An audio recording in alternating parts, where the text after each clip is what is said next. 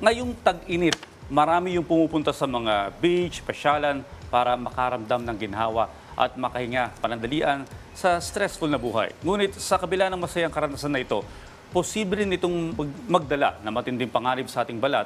Isa na nga po dyan yung skin disease na maaari nating makuha sa paliligo sa mga dagat. Ito po yung dermatitis. Kung kaya't para bigyan po tayo ng karagdagang impormasyon tungkol sa skin disease na dermatitis, makakapanayan po natin ang dermatologist, si Dr. Lala Sanchez. Good morning po, Doc Lala. Welcome back po sa Rise and Shine Pilipinas. Morning, Doc. Good morning, Audrey and Diane, and sa mga ka-RSP natin. Okay, Doktora, para po sa malawak na kaalaman ng ating viewers, maaari niyo po bang ipaliwanag kung ano itong dermatitis, Doc?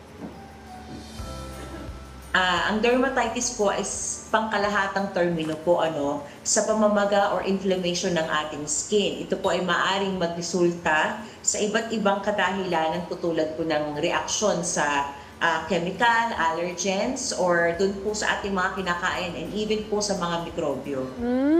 Okay. So, mayroon po bang iba't ibang uri ng dermatitis, Doc? At ano-ano po ang mga ito? So, meron po different kinds of dermatitis. No? Meron tayong contact dermatitis, which is common.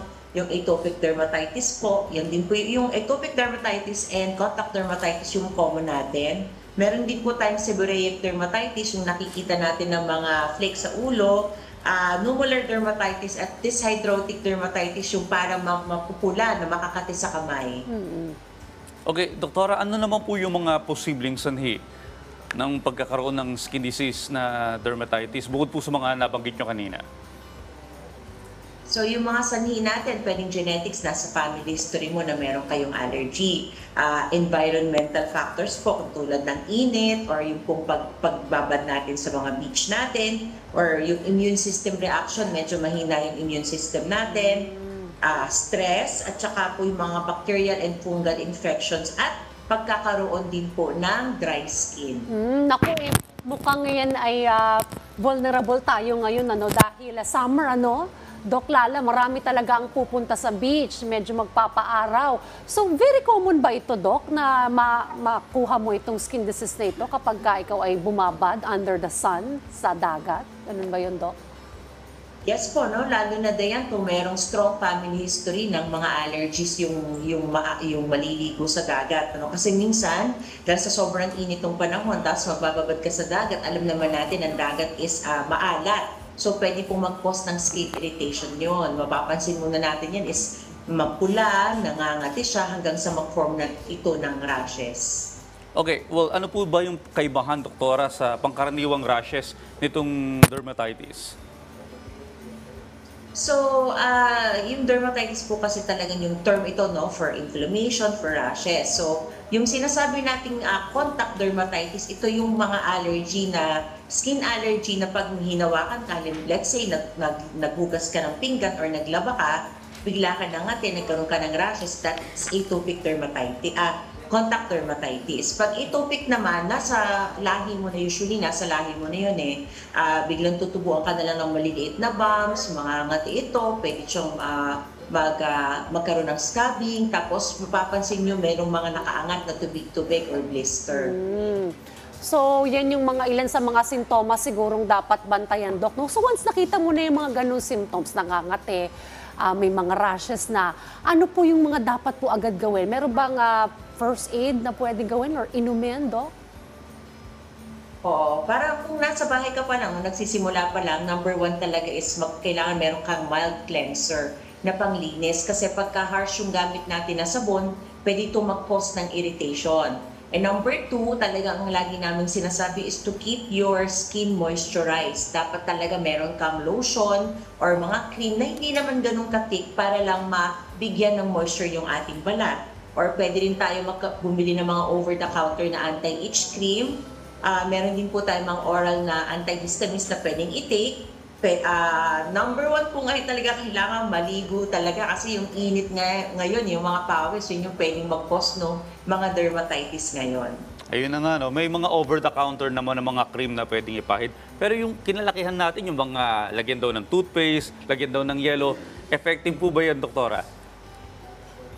Actually, yung paglalagay ng yelo is makakatulong yun para maibsan yung pangangati. Pero make sure na yung bago nyo lagyan ng yelo yung inyong skin, dapat nasabon nyo na muna. Kasi pwede kasi mag-introduce ng infection sa balat pagka madumi yung gagamitin din nating yelo.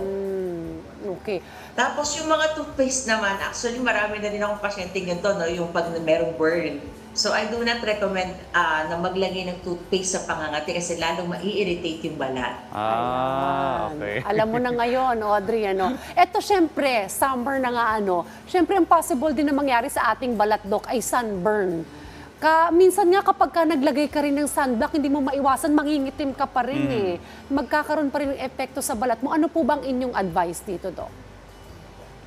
So, napaka-common nitong sunburn na to, lalo sa mga bata, no, makikita mo talagang sunog-sunog yung balat, tas may mga blister. So, makakatulong pa rin ang paglagay po ng sunscreen. Pero kung kayo'y lalabas talaga at mag-beach, kailangan po, minimum sa akin, I recommend SPF 50. Tapos, meron na rin po tayo mga oral sunscreen ngayon sa market na makakatulong din po. Added protection po doon sa ating skin. Tapos kung magkaka-sunburn naman na pwede natin gawin is pwede po mag-apply ng mga topical na yung mga aloe vera gel. Makakatulong din po ito sa balat. Yan, katulad po ng ganyan.